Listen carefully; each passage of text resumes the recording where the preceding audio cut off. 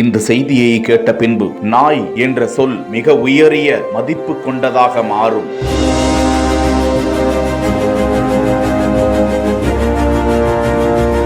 அன்று லைகா மிகவும் சுறுசுறுப்பாக அனைவருடனும் புன்னகை பூக்க பழகி கொண்டிருந்தாள். இன்று மனிதர்கள் நவீன உலகத்தில் விண்வெளியை ஆய்வு செய்து கொண்டிருக்கிறார்கள் என்றால் அதற்கு அவள்தான் முன்னோடி. லைகாவின் தியாகம் மனிதகுல நவீன வளர்ச்சிக்கு வித்திட்டதால் அவளின் உருவம் இன்றளவும் ஸ்டாம்பாக அரசு அங்கீகாரத்தில் இருக்கிறது.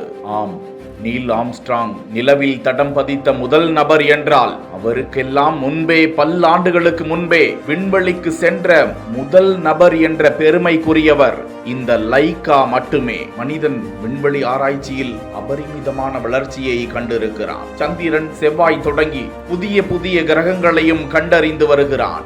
ஏன், சூரியனையே ஆராய்ச்சி செய்யவும் விண்வெளித்துறை ஆய்வு களத்தை அனுப்பிவிட்டது. ஆனால் இந்த உண்மை தகவல் நெஞ்சை உறைய வைக்கிறது. விண்வெளி ஆய்வு வரலாற்றில் லைகா என்ற நாய்க்கு தனி இடம் இருக்கிறது.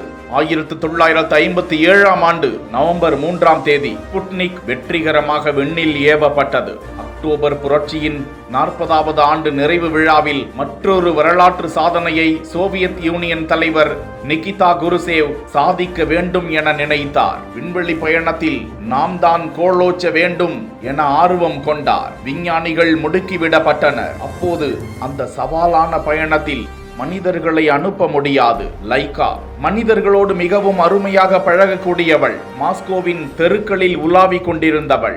மனிதர்களுக்கு பிரியமானவள். லைகாவை கொண்டு சென்று பயிற்சிகளை வழங்கினார்கள். அந்த விண்கலத்தில் ஒரு சிறப்பு ஜெல்லி உணவை சாப்பிடவும் விண்கலத்தில் மூச்சு திணறல் ஏற்படாதவாறு ஆக்சிஜன் சிலிண்டரையும் அமைத்து கொடுத்தனர். அதன் கழுத்து உள்ளிட்ட பாகங்களில் சில எந்திர கருவிகளையும் பொருத்தி இருந்தார்கள். அதனை கேமரா ஒன்று உற்று நோக்கிக் கொண்டு அதன் செயல்பாடுகள் உடனுக்குடன் பூமிக்கு அனுப்பப்பட்டு கொண்டே இருந்தன. ஆனால் அந்த விண்கலத்தில் சுமார் 10 நாட்களுக்கு தேவையான ஆக்சிஜன் மட்டுமே நிரப்பப்பட்டிருந்ததாம். விண்வெளி சுற்றுப்பாதையை அந்த விண்கலம் வெற்றிகரமாக அடைந்தது.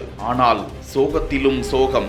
லைகாவை திரும்ப அழைத்து வர அந்த விண்கலத்தில் செயல்பாடுகள் இல்லை. போதைய நவீன வளர்ச்சி அதற்கு வித்திடவில்லை. விண்வெளியில் லைகா இறந்திருக்க கூடும்.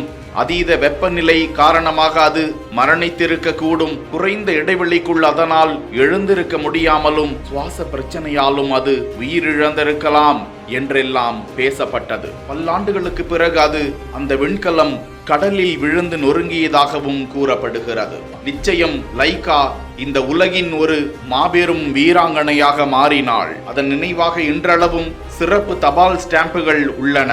லைகா உண்மையில் இறந்து விட்டதா என்ற தகவல் பல்லாண்டுகளாக மறைக்கப்பட்டு ரகசியமாக வைக்கப்பட்டிருந்த நிலையில் ரஷ்யா அதன் மரணத்தை உறுதிப்படுத்தியது. லைகாவின் தியாகம் வீண் போகவில்லை. அதன் தியாகம் எதிர்காலத்தில் மனிதர்கள் விண்வெளி பயணங்களுக்கு விலை மதிப்பற்ற தகவல்களை வழங்கியது. உண்மையில் இது போன்ற சோதனைகளுக்கு விலங்குகளை பயன்படுத்துவதற்கான நெறிமுறை சர்ச்சைகள் இருந்த போதிலும் லைகாவின் பயணம் ஆரம்ப கால விண்வெளி ஆய்வாளர்களுக்கு அதன் ஆபத்து மற்றும் தெரியாத விஷயங்களை நினைவூட்டியது.